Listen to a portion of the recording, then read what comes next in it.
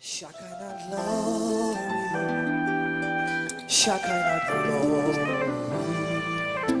Shekinah glory, rest on me. Shekinah glory, Shekinah glory, Shekinah glory.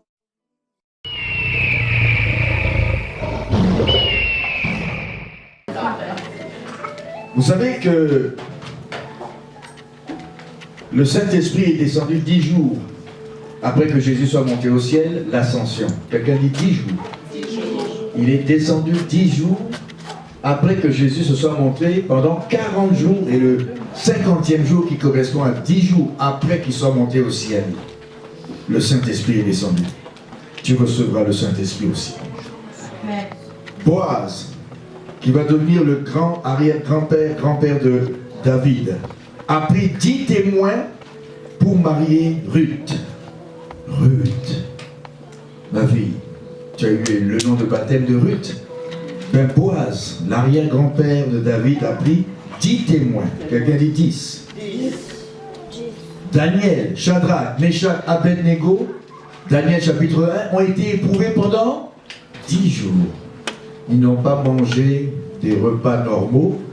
Ils ont dit à quelqu'un qui travaillait pour le roi Nebuchadnezzar, mets-nous 10 jours en test. Dans Apocalypse chapitre 2, verset 8, écrit à l'ange de l'église de Smyrne, voici ce que dit le premier et le dernier. Et il écrit à l'ange, il écrit aujourd'hui à l'église de Shekinah. Il dit, celui qui était mort et qui est revenu à la vie. Je connais la tribulation. Je connais ta tribulation, ta pauvreté, bien que tu sois riche. Je connais aussi les calomnies de la part de ceux qui se disent juifs et ne le sont pas. Aujourd'hui, il n'y a pas de juifs, mais ça peut être des croyants. Mais qui sont une synagogue de Satan. Ne crains pas ce que tu vas souffrir. Voici le diable jettera quelques-uns de vous en prison, afin que vous soyez éprouvés, et vous aurez une tribulation de 10 jours. Le chiffre 10. Quelqu'un dit 10 jours. 10 jours. Sois fidèle, église Shekinah, jusqu'à la mort, et je te donnerai la couronne de vie. Que celui qui a des oreilles pour entendre, entende ce que l'Esprit dit à l'église. Et celui qui vaincra n'aura pas à souffrir de la seconde mort. 10 jours, quelqu'un dit 10 jours. 10 jours. C'est un chiffre symbolique très puissant. Quand Daniel, Shadrach, Meshach et Abednego ont souffert, ont été éprouvés dans un jeûne de 10 jours, ils sont sortis avec un visage extraordinaire. Et ils ont été plus sages que tous les autres jeunes de leur temps. Mais ici, il y a eu 10 jours fixés à l'église de Smyrne.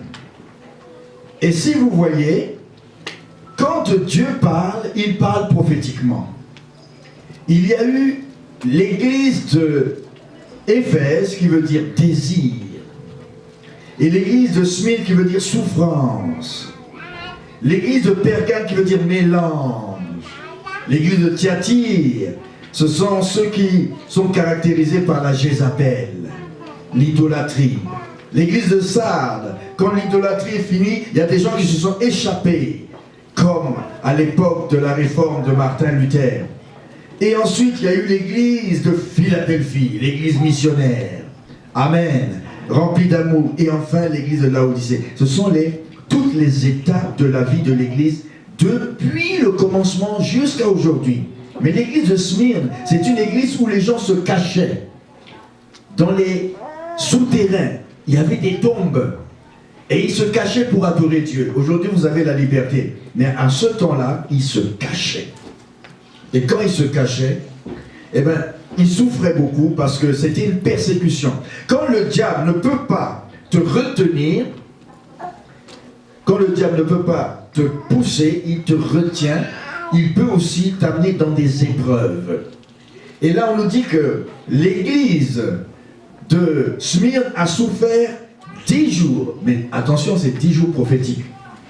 Si vous voyez bien, on connaît l'histoire des empereurs qui ont persécuté l'église chrétienne. Vous savez qu'elles ont été persécutées pendant une période de 10 ans d'épreuves. Ça a commencé avec Néron en 64 jusqu'en 68. Domitien, deuxième persécution, 93 jusqu'à 96. Trajan, 116 jusqu'à 117. Marc Aurèle, 163 jusqu'à 180. Septième Sévère, 202 à 211. Alexandre Sévère, 235.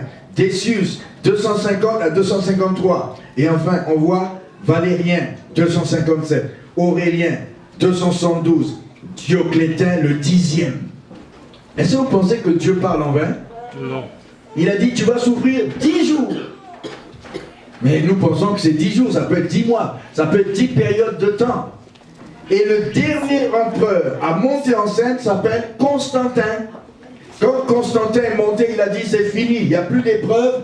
Qu'est-ce qui va arriver? Je fais de mon royaume un royaume de chrétiens. Est-ce que vous me suivez? Amen. Peuple de Shekinah, est-ce que vous me suivez? Suivez-moi bien dans la démonstration. C'est qu'il y a eu 10 épreuves à partir de Néron jusqu'au dernier empereur qui va être Dioclétien, et celui qui va prendre l'empire ensuite va s'appeler Constantin vers les années 300-400. Et bien il dit, mais maintenant la persécution des chrétiens est terminée, tout mon empire devient chrétien. Que tu sois arabe, que tu sois qui. Et il y a eu 10 périodes d'épreuves. Et le Saint-Esprit ce matin me dit, regarde bien l'histoire de l'église Shekinah. Quand vous avez quitté le 117, vous étiez en quelle année? 2009. Et quand vous êtes arrivé ici, c'était quoi? En début de 2010, jusqu'à bientôt 2020, et enfin 2019. Il y a eu des périodes de gloire, mais il y a eu des périodes terribles que l'Église a connues.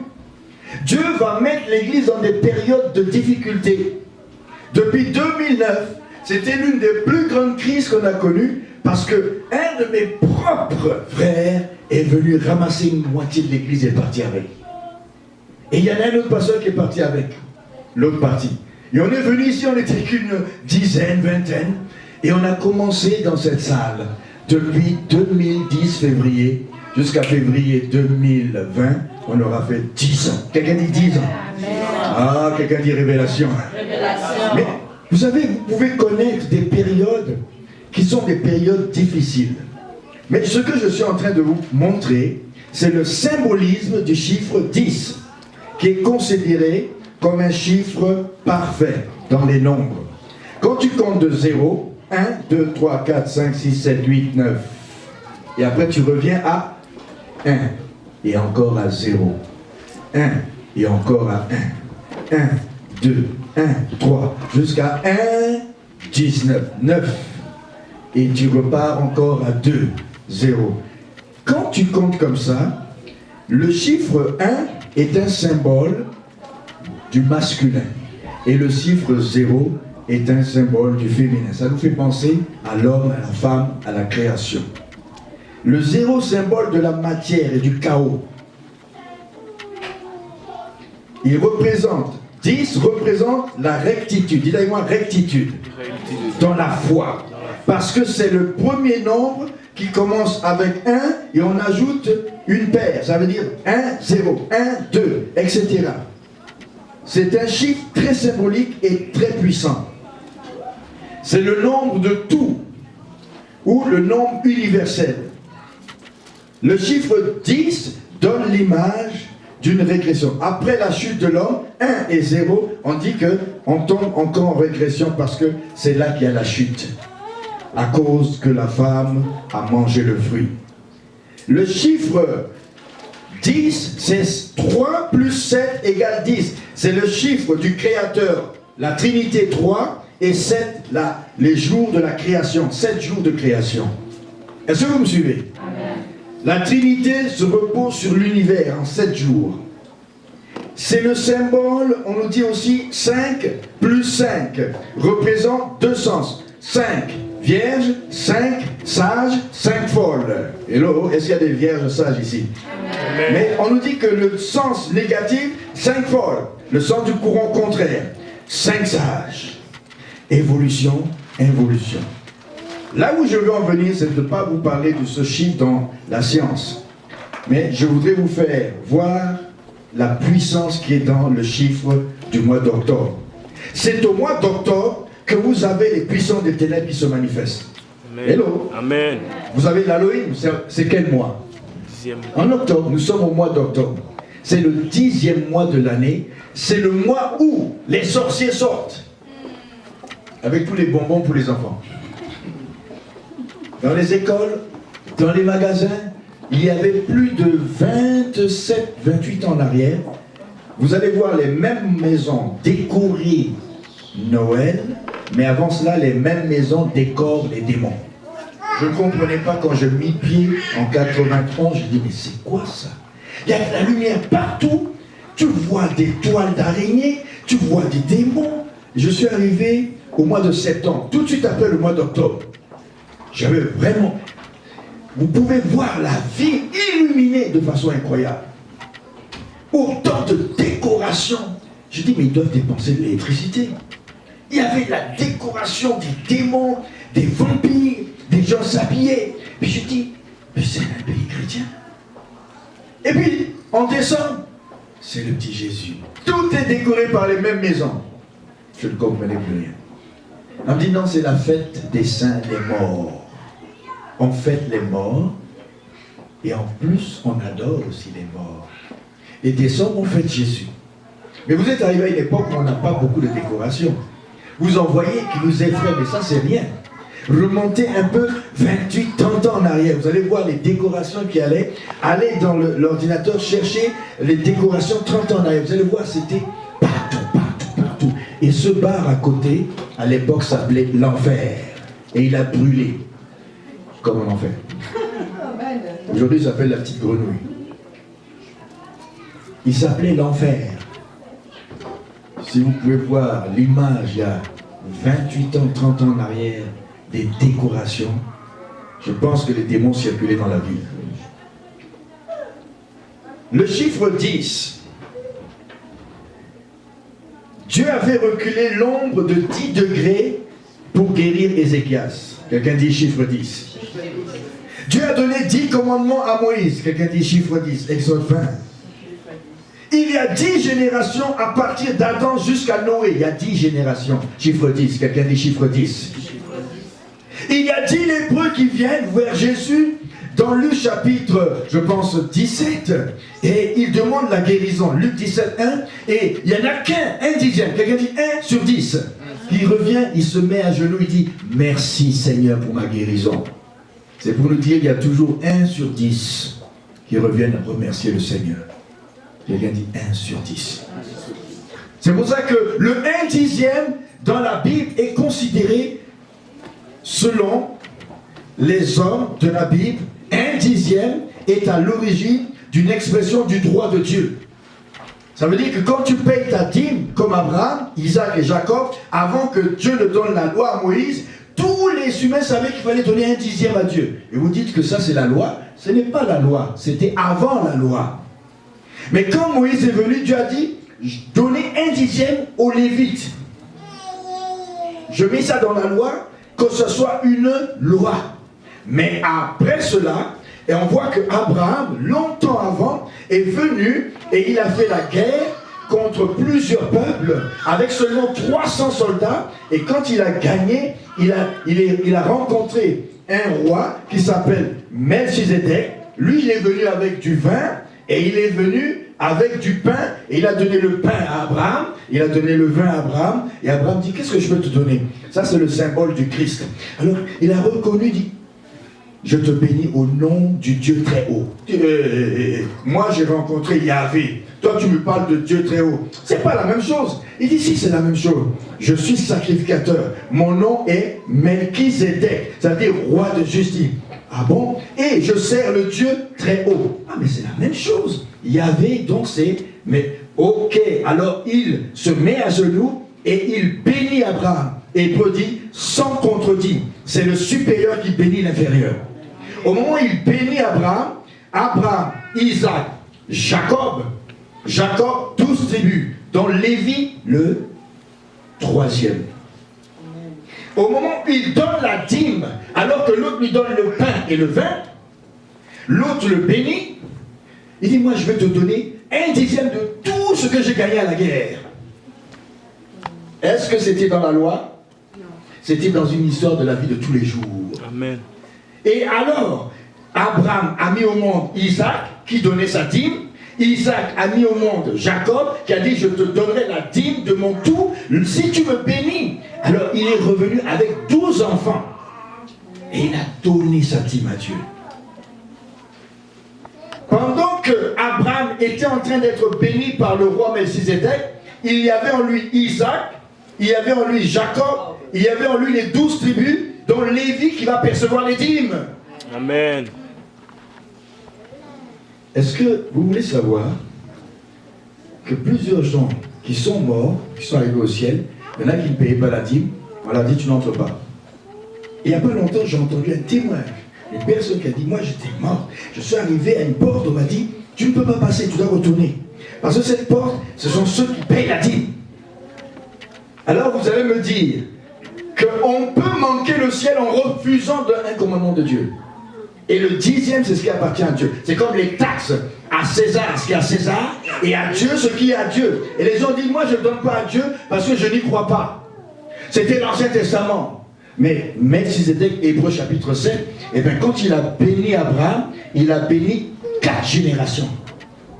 Donc quand tu donnes ta dîme, tu assures la bénédiction sur les générations en toi.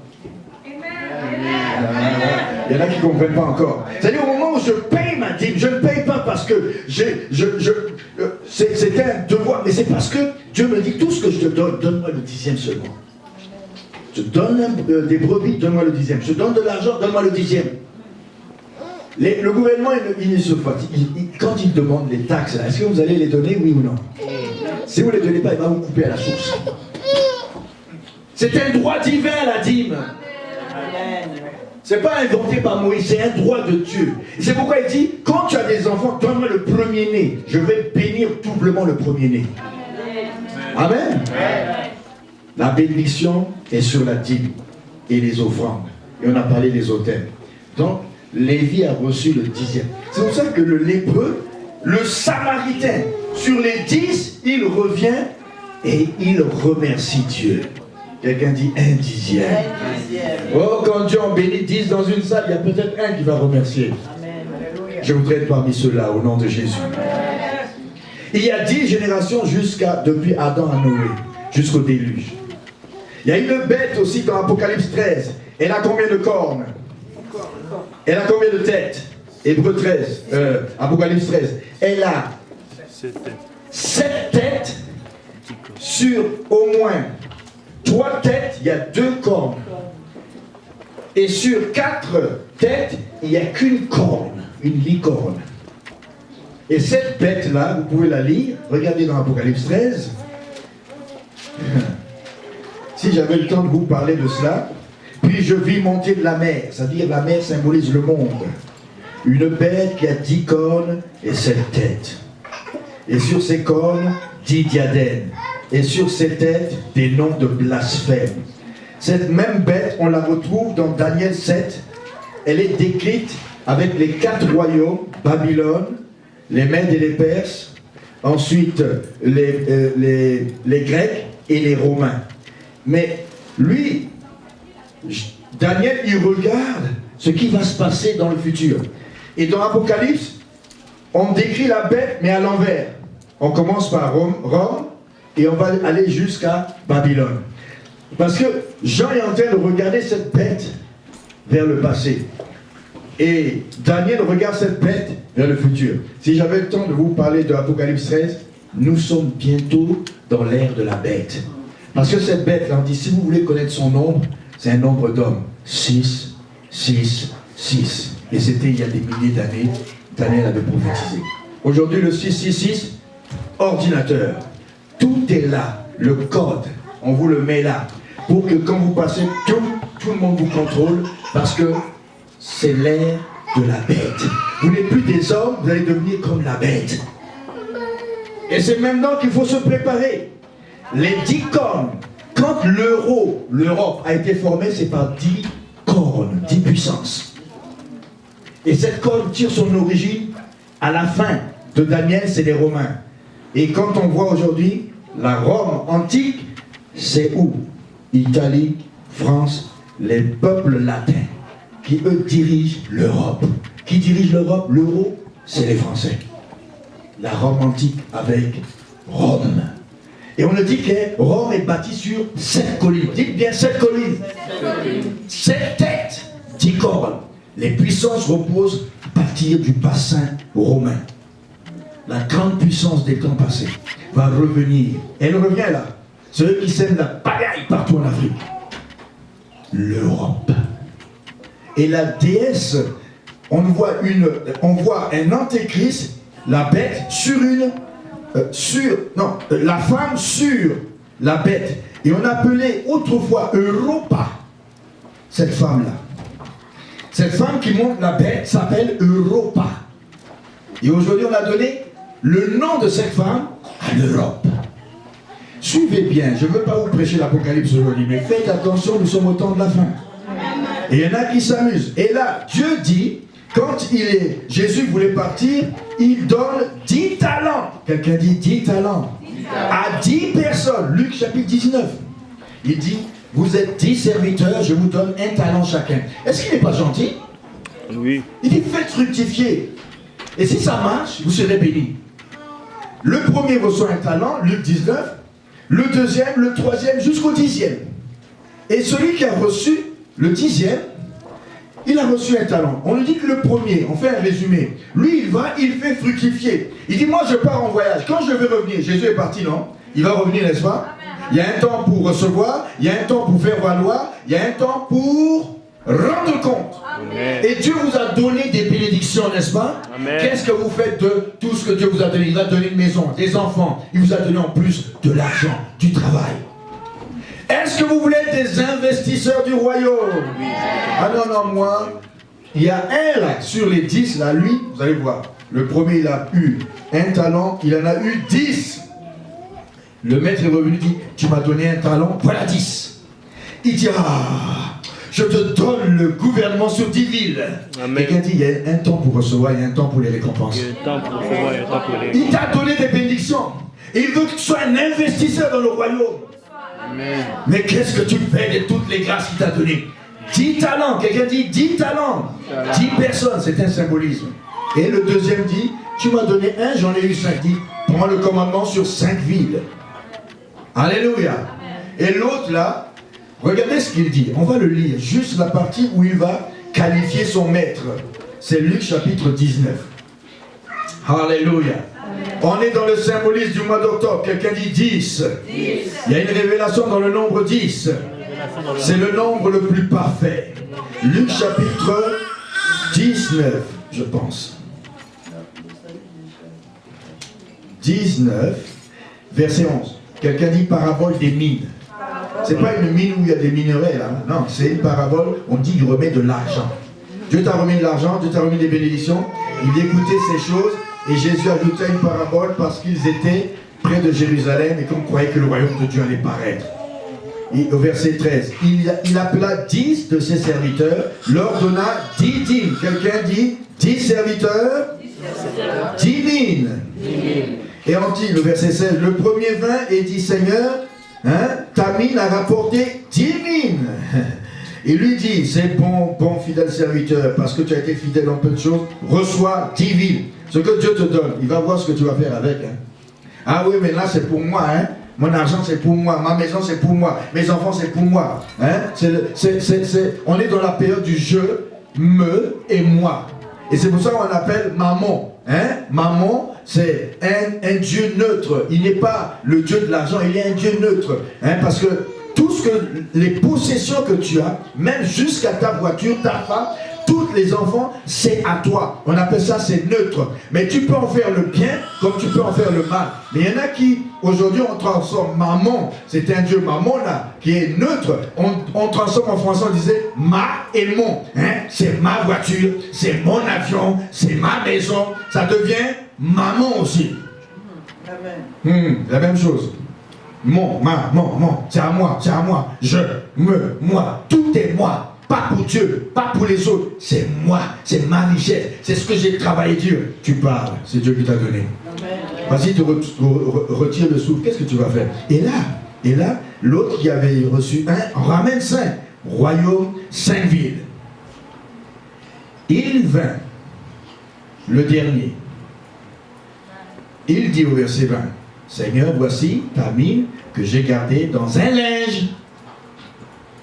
Pourquoi il a fait ça? Il y a des banques, non? Car j'avais peur de toi. Voyez-vous, l'idée que cet homme se fait de son maître, c'est la même idée que certains se font de Dieu ou des serviteurs de Dieu. Parce que tu es un homme sévère, j'ai peur de toi, tu es sévère, tu prends ce que tu n'as pas déposé, tu moissonnes ce que tu n'as pas semé. Quelqu'un dit, voilà l'idée de cet homme.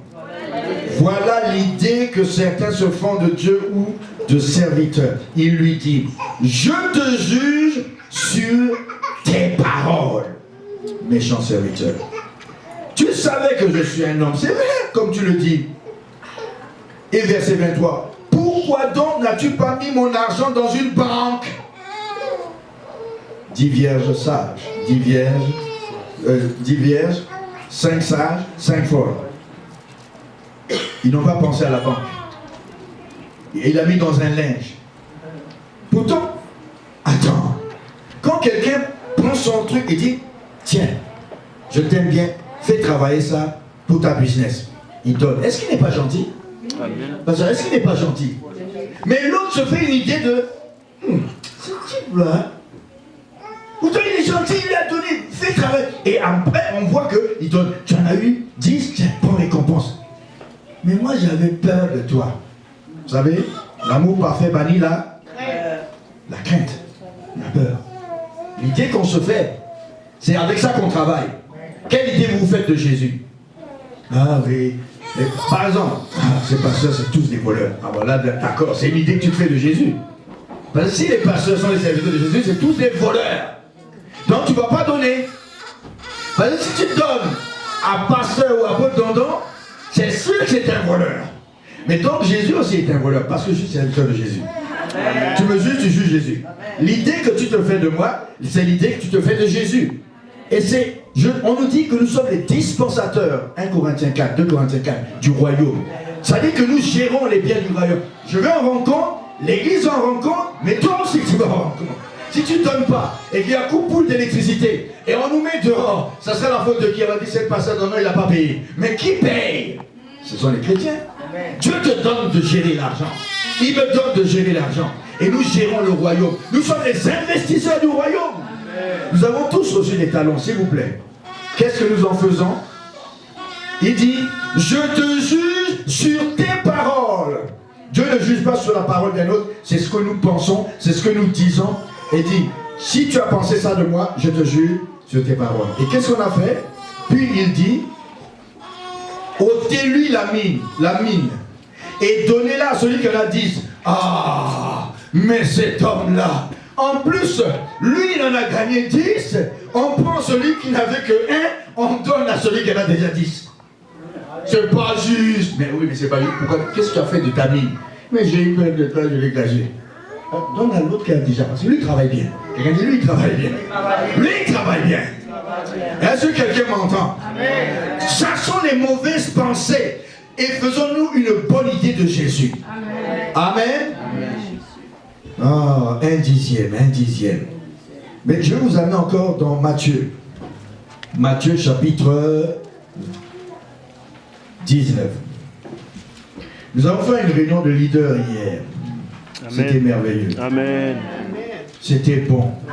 Amen. Et à la fin, le pasteur Emmanuel a dit, il faut que l'apôtre lâche des bénédictions et des grâces sur tous les leaders. Amen. Amen. Je me dis, Seigneur, qu'est-ce que je peux dire? Et là, le Seigneur m'a amené dans Matthieu 19, verset 27. Vous allez voir, c'est bon. Pierre, prenant la parole, dit, voici, nous avons tout quitté et nous t'avons suivi. Qu'en sera-t-il de nous? J'ai dit, vous êtes de ceux des leaders qui sont restés fidèles auprès de l'apôtre Danton. Il faut que je relâche une bénédiction sur lui. Amen. Amen. La plupart, depuis une dizaine d'années, sont partis. Mais vous qui êtes restés, voilà ce que je vais relâcher. Et voilà ce que Jésus dit. Jésus leur répondit, je vous le dis en vérité, quand le Fils de l'homme, au renouvellement de toutes choses, sera assis sur le trône de sa gloire, vous qui m'avez suivi, vous serez de même assis sur des trônes. Alléluia. Vous serez assis aussi sur des trônes. Et vous allez juger les 12 tribus. Et quiconque aura quitté, dites avec moi, quiconque aura quitté, hein? Ses frères, ses sœurs, son père, sa mère, ça fait des sacrifices, hein? Sa femme, ses enfants. Il y en a qui aiment beaucoup leurs enfants, d'autres leurs femmes, d'autres leurs maris, d'autres leurs mères, d'autres leurs pères, d'autres leurs frères, d'autres leurs sœurs. Il dit ses enfants, ses terres. Ouh, j'ai quitté Centrafrique, oh là là, je suis dedans. Il y a quelqu'un qui a quitté le Congo, il est dedans. Quelqu'un a quitté Haïti, il est dedans. Quelqu'un a quitté quelque part, il est dedans. Amen. Ses terres, ses maisons, recevra 10 fois 10. Oh, centuple. Quelqu'un dit centuple. Je veux relâcher une bénédiction du centuple. Amen. Je veux relâcher une bénédiction du centuple. Centuple, c'est combien? 10 fois? C'est pas 10 seulement. Pas le dixième que tu as donné. Quand tu donnes tout ça là, Dieu va multiplier ce que tu as dîmé, il va le multiplier par 10. Une bénédiction au centuple. Et il héritera la vie éternelle. Qui veut recevoir une bénédiction du centuple? Qui comprend ce message sur le mois d'octobre? Qui comprend ce message sur le chiffre 10? Qui comprend que c'est le chiffre le plus parfait? Qui comprend qu'il y a une bénédiction 10 fois 10 qui fait le centuple? Pas 30%, pas 60%, mais 100%. Quelqu'un dit 100%. Je veux du 100% parce que je suis un disciple de 100%. Tout ce que Dieu dit, je dis Amen. Amen. Amen. Acclame la parole.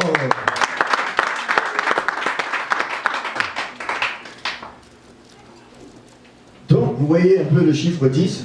C'est important, n'est-ce pas? Bon, je vais clôturer avec 2-3 passages. Regardez au chapitre 1 Corinthiens, chapitre 6. Toujours le chiffre 10. Hein. Il y en a tellement du chiffre 10 que je pourrais parcourir la Bible. Est-ce que vous savez, alléluia, que Dieu te bénisse. Est-ce que vous savez qu'il y a 10 nations qui ont toujours lutté contre le peuple d'Israël? On l'a dit vendredi, 10 nations, pas plus, hein, 10. Ils sont là aujourd'hui, ils continuent de lutter. Ils ont pris d'autres noms, mais ces 10 nations ont de la haine pour Israël. Est-ce que vous savez encore que toujours dans le chiffre 10,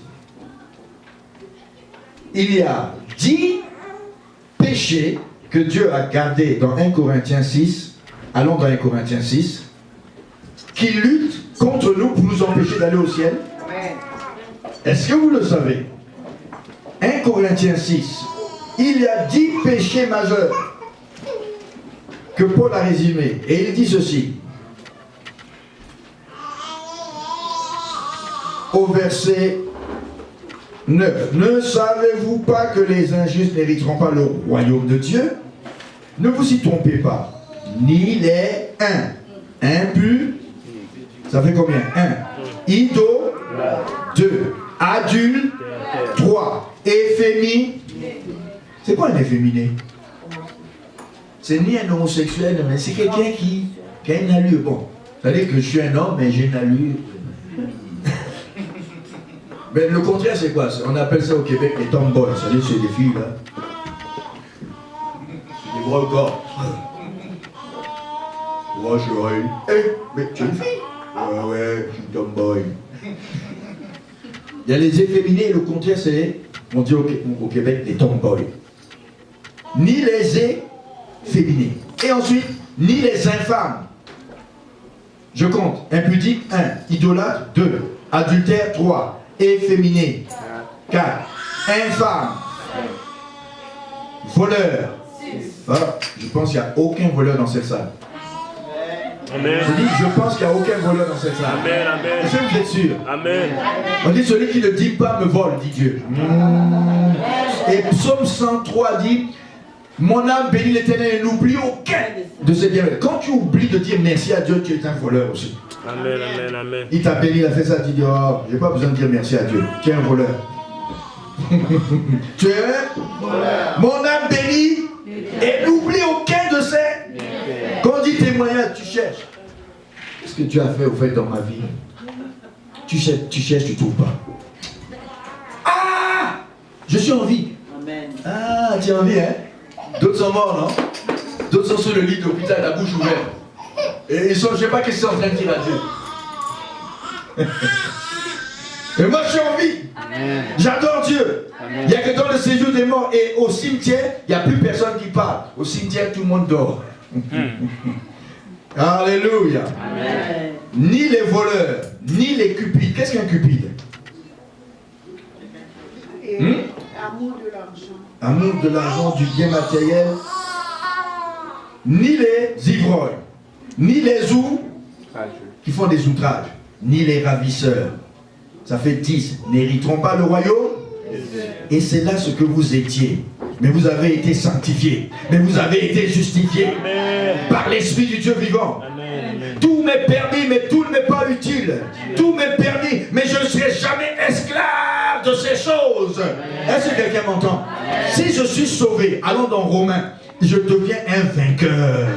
Romains 8, ça c'est la contrepartie. Là, c'est les 10 problèmes qui nous empêchent d'aller au ciel. Maintenant, voilà ce que Dieu nous dit quand nous sommes sanctifiés. Romains chapitre 8, verset 1. Il n'y a donc plus de condamnation pour moi, Symphorien, et vous qui êtes là, qui m'écoutez, pour ceux qui sont en Jésus-Christ, plus de condamnation. C'est-à-dire, je ne suis plus dans la catégorie des vices là. Parce que je marche selon la loi de l'Esprit. Au verset 11. Si l'Esprit de celui qui a ressuscité Jésus habite en vous, il vous redonnera la vie. Amen. Est-ce qu'il y a des gens qui sont ressuscités d'entre les morts? Amen. Amen. Amen. Et on dit au verset 14, écoutez bien, car tous ceux qui sont conduits par l'Esprit de Dieu sont fios. Amen. Quelqu'un dit résumé de l'enseignement sur la croissance chrétienne. Bon, comme le pasteur n'était pas là, la première étape de la croissance chrétienne, c'est quoi? Technos, ça veut dire quoi? Ça veut dire bébé. Converti. Ensuite, deuxième étape. Népios, ça veut dire quoi? Il tend encore. Immature. Alors, attendez, quand vous êtes converti, vous êtes des Technos. enfants de Dieu. On l'appelle technos. Ça y est, il vient là. Il vient de naître. Ensuite, il commence à marcher un peu. Il devient quoi? Népios. Quand vous voyez quelqu'un là, Paul dit, les népios, ce sont les gens qui sont charnels. Alors si tu es charnel, tu te fasses toujours, hein, tu ne fais pas les choses, on te pousse, tu pleures, hein, tout ça, c'est immature, népios. Et si deux népios, quelqu'un dit deux népios se marient, parce que c'est la guerre dans la famille. Et tu m'as poussé, c'est toi qui m'as poussé avant. Et où tu as mis l'argent de manger? Quand on les regarde, on dit, c'est une famille de népios.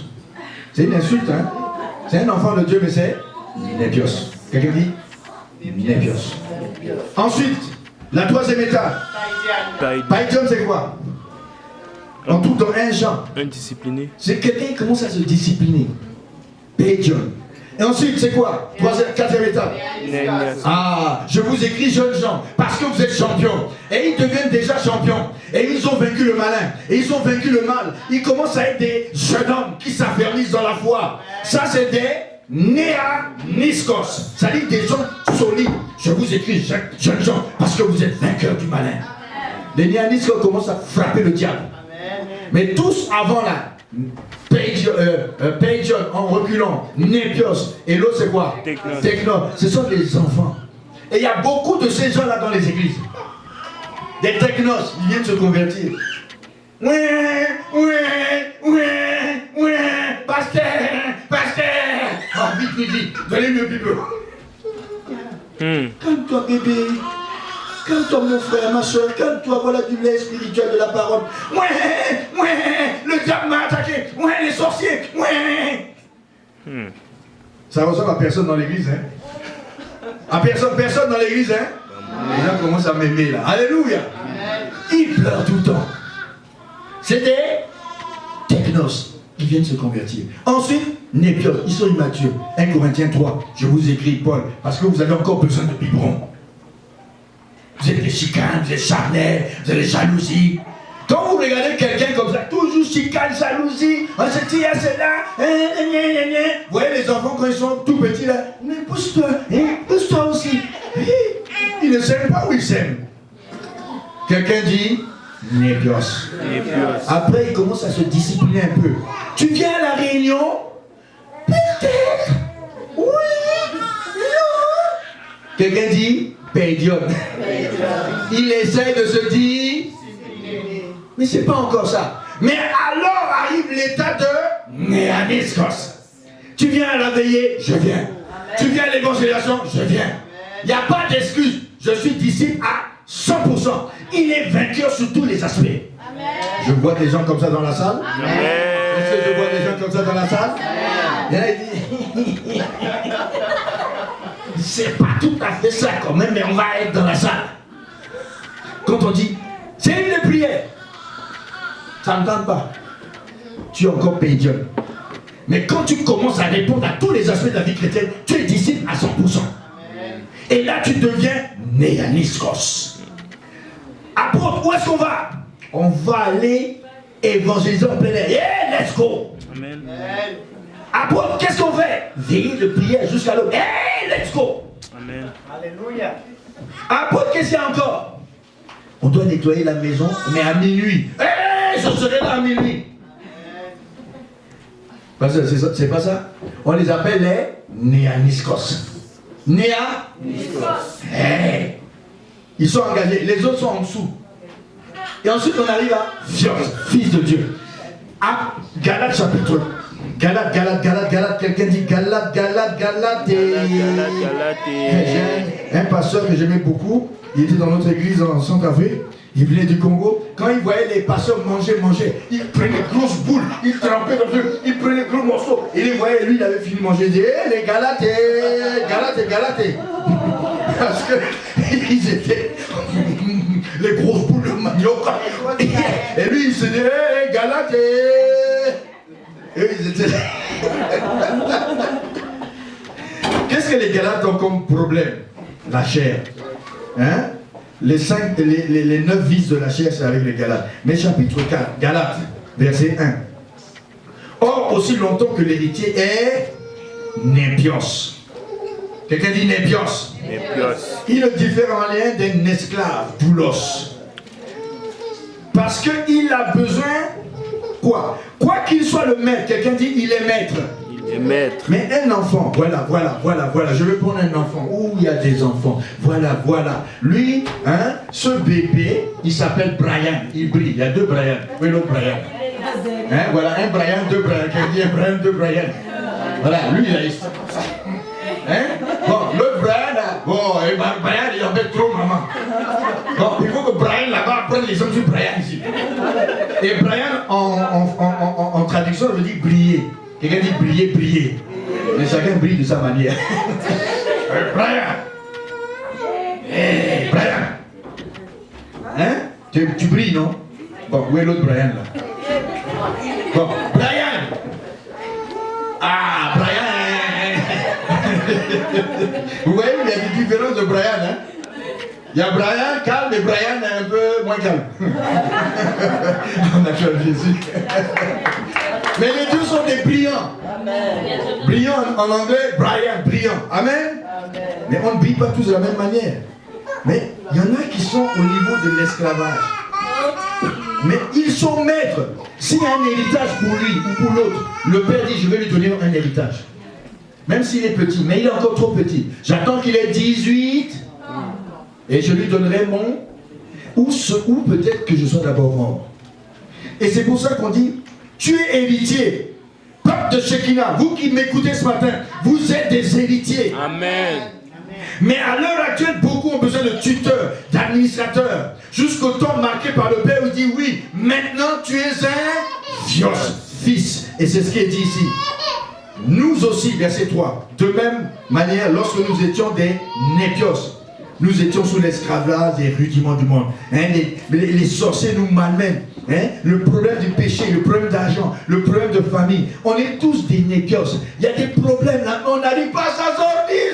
Pasteur!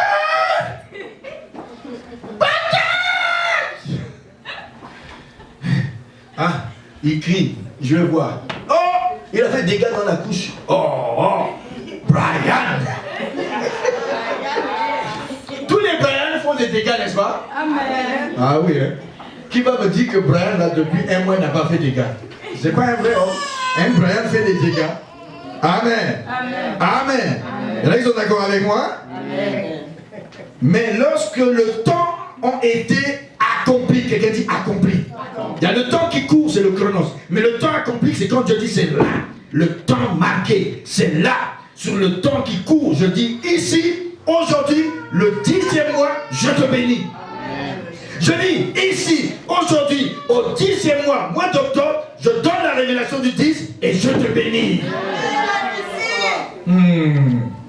Dieu a envoyé son fils, qui est Vios. Et parce que vous êtes, verset 6, fils de Dieu, Vios, vous aussi. Avant d'être un fils héritier de tout, il faut que tu passes par technos, que tu passes par nekios, que tu passes par pagion, que tu passes par vainqueur, néaniskos. Et là tu deviens fils établi. On ne te touche plus n'importe comment. Le diable te connaît. Et quand il te voit, il dit non, il est solide maintenant. Maintenant, quand il prie, il demande, Dieu lui donne. Il perce, Dieu lui donne de percer. Mais avant cela, il n'arrive pas. Mais quand il devient héritier, tu sens qu'il est équilibré. Il est héritier. Fils, quelqu'un dit fils. Eh oui, ce sont les fils, après qu'ils deviennent pères, et ensuite le 7e, ils deviennent des hommes accomplis. Où ils marchent avec élégance. Ils marchent avec fierté. Ils sont capables d'être père et mère, ils prennent soin des enfants. Amen. Mais toi, tu es enfant, tu veux prendre soin enfant encore. Est-ce que ça va marcher? L'enfant pleure. L'autre qui est supposé être père, lui aussi il pleure. Mon fils, la vie est dure. Le fils dit, papa, tu peux pas m'aider, non, mon fils. Oh là là, quelle église on va avoir. Le pasteur il pleure, les brebis pleurent, tout le monde pleure. On arrive, c'est une garderie pouponnière. Ça va ressembler à la garderie de ma fille Sandrine. Quand tu arrives, tous les enfants pleurent. Alléluia. Et puis, bon, la gardienne, elle aussi, elle est dépassée. Elle dit, je suis dépassé, mon Dieu. Alors, les enfants, et puis l'autre dit, moi aussi, je suis dépassé. Alors, qui va garder qui? Dis à quelqu'un, qui va garder qui? Qui va garder qui? Tout le monde pleure. Mais au nom de Jésus, je sens qu'il y a des néaniskos. Au nom de Jésus, je vois naître des dios. Au nom de Jésus, je vois des pères et des mères. Au nom de Jésus, je vois des hommes qui sont stables. Anglos téléos. Ils sont passés par le pater et ils sont accomplis. Ce sont ceux-là que Dieu nous décrit dans Éphésiens 4. Des hommes accomplis. Pas des gens qui courent à droite et courent à gauche. Non, ils sont équilibrés. Amen. Ben, c'est à ceux-là que je parle dans Romains. Et pour finir dans le livre de Romains chapitre 8, regardez. Tous ceux qui sont conduits par l'Esprit de Dieu sont des fils. Amen. Ça veut dire la caractéristique d'un fils, la caractéristique, maman, d'un fils, un dios, un qui est héritier. Il est conduit par l'Esprit de Dieu, pas par la chair. C'est l'Esprit de Dieu qui le conduit. L'Esprit de Dieu dit gauche, droite, gauche, droite. Il marche parfois comme ça. Je dis, mais qu'est-ce qu'il fait?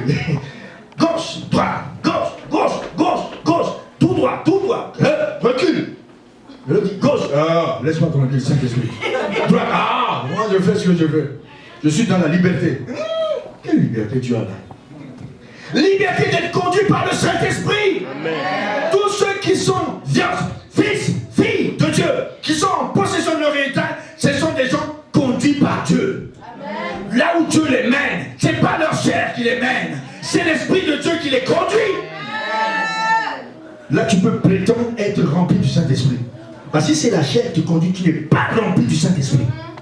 Excuse-moi, tu es rempli de la chair. Amen. Tu n'es pas rempli de l'assurance. Tu as peur de tout. Mais quand le Saint-Esprit te remplit, c'est le Saint-Esprit qui te guide. Il te donne un moteur. Il dit ce matin, tu vas te lever, te mettre à la place publique. Je vais envoyer quelqu'un que tu vas évangéliser. Je suis trop fatigué. J'ai travaillé hier, Seigneur. Tu comprends, non? Tu discutes toujours avec Dieu. Tu n'es pas rempli du Saint-Esprit. Tu n'es pas conduit par le Saint-Esprit. Combien de gens sont conduits par le Saint-Esprit du lundi au dimanche? Levez la main maintenant. Les vios.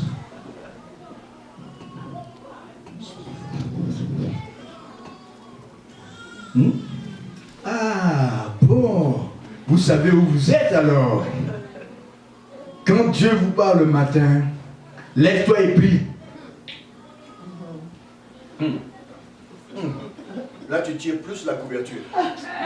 J'ai dit, c'est le temps de prier. On a donné un mot d'ordre, hein? Vendredi miracle de la veillée. De minuit à quand? Maintenant, l'église prie. Qui fait ça? Levez-vous. Je veux voir qui sont les valeureux. Amen. Bon, la soeur porte bébé. Vous faites ça, non? Alors acclamez ceux qui sont conduits par cette manière de faire. Mais alors si je pose la question, les autres, qu'est-ce que vous faites? Nous on dort, écoute, pasteur. Le lendemain on a travaillé. Moi, chez moi, il y a des gens qui travaillent le matin. Il y a même, on a prié l'autre jour jusqu'au matin. Ils sont levés, ils sont partis au travail. Ils ont obéi. On a fait une veille jusqu'à l'aube. Et bientôt on va faire à l'église 6 à 6. Eh, pasteur, là tu nous amènes comme ça. Mais bien sûr, tu ne peux pas venir, tu es une écorche. Eh, pasteur, c'est quoi ça? Mais pourquoi ça? Hein? Dieu t'a montré ça? Oui, il m'a montré. Je suis conduit par l'esprit. Je fais ce qu'il me demande. Et toi, tu fais quoi? Tu obéis? Oh, quand je veux, hein? Faut pas exagérer, hein? Comme disent les Français, hein? Faut pas exagérer. Quand je viens à Paris, il a dit, oh, pasteur, toi, tu es spirituel, mais nous, là, faut nous comprendre, là, on est dans une société évoluée. Évoluée en spiritualité ou en charnalisation?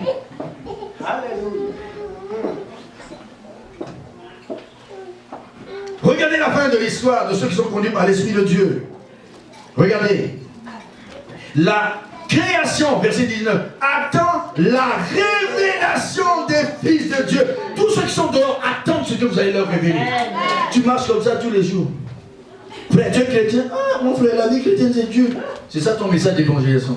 Frère, je sens que tu as quelque chose que je n'ai pas. Mon frère, j'ai quelque chose, mais attention, hein, devenir chrétien, c'est pas facile. Ça, c'est le message qu'il donne à celui-là. Hein. Tu sais, si tu deviens chrétien, tu ne pourras plus aller danser. Hey!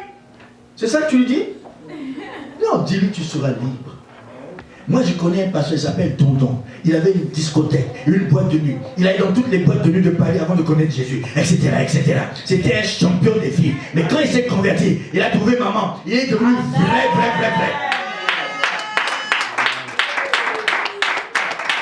Tu peux dire ça? Avant, je fumais le pote. Et j'étais avec mes potes. Oui. Dans les boîtes de nuit, il y avait une boîte de nuit, personne n'entre dedans. Ça s'appelle la Panthère Rose. Allez à Paris. Ce sont les smarts qui rentrent dedans. Moi, je viens. Boum, je rentre. Moi aussi, dans cette boîte de nuit, c'est moi. Et je m'appelais The Popocatépetl Belt, Mexican Soul, American Salad. Et puis, je suis arrivé en Afrique. Et là, c'était l'époque des danses, des Bella Bella, des Soki Vangu, Soki Tanzenza, tous ces gens-là. Et j'étais là. Hey! J'étais là, hein, avec tous ces Manu Dimbango. Et bouka, bouka, bouka. J'étais jusqu'au jockey. Les jeunes allaient en enfer. Dieu a dit, ce petit-là, il est intéressant. Hein. Si je peux l'avoir dans mon camp, je ferai danser dans la louange avec ses enfants. Et là, il m'a regardé longtemps. La première fois qu'il a débarqué dans une église, je reviens de Paris, attention. Les Européens de Paris sont très dangereux. Et j'avais tous mes amis, les enfants, les présidents, tout ça. Dès qu'on débarquait à la cathédrale à minuit, minuit, on avait nos lunettes noires à minuit. Je sais pas quel soleil il y a à minuit. Et là, on débarque. Les fils à papa. On avait des démarches, nous, les fils à papa. Et dès qu'on arrivait, on sentait les zombies qui arrivaient. Le prêtre priait 2 fois plus. Et là, ce jour-là, j'ai entendu un prêtre prêcher. J'ai dit, les amis, un jour, je vais prêcher comme lui. Je ne savais pas que j'étais en train de le condamner. On n'était même pas baptisés, on prenait l'eau bénite. Mais à la fin, qu'est-ce qu'on attend avec nos voitures décapotées? On attend les jeunes filles qui sortent de l'église pour les évangéliser. Maman, pardonne-moi. C'est le passé. C'est le passé. Le passé du pasteur. Amen. Là, il sort de dire, hey, il y a voiture. Allez, monte. On y va. On a arraché les âmes.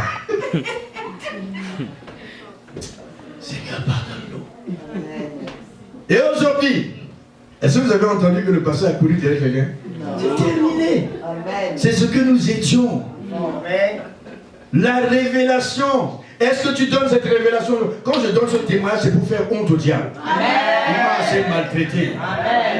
Je vous dis seulement un dixième. Et il dit au verset 34, qui condamnera les élus de Dieu?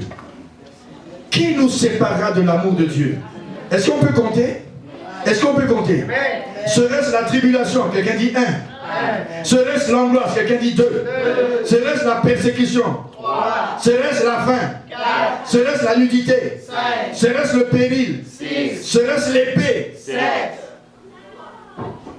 Mais regardez maintenant, verset 27.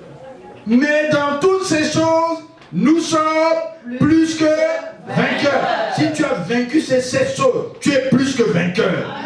Mais maintenant, par rapport à l'amour de Dieu, voilà ce qu'il dit. Car j'ai l'assurance, verset 38, que vous allez compter ni la mort, ni la vie, ni les anges, ni les dominations, ni les choses présentes, ni les choses à venir, ni les puissances, ni les hauteurs, ni les profondeurs, et ni aucune autre créature. Acclame Jésus. Ces 10 choses ne peuvent pas te séparer de l'amour de Dieu. Il y a 10 vices qui peuvent te séparer. Mais 10 choses, l'amour de Dieu ne bouge jamais. Même quand tu souffres, même quand tu tombes, dis ni la mort, ni les choses présentes, ni les choses à venir. Dans toutes ces choses, moi, c'est vrai t'entends, je suis plus que vainqueur. Parce que Dieu m'aime, il n'y a plus de condamnation. Lève-toi, on va prier. Il n'y a plus de condamnation pour ceux qui sont dans Jésus-Christ. Il y a 10 choses qui sont 10 puissances contre l'amour de Dieu, mais l'amour de Dieu est plus fort que tout ça. L'amour de Dieu est plus fort que tout ça. Oh, dis à papa, me voici.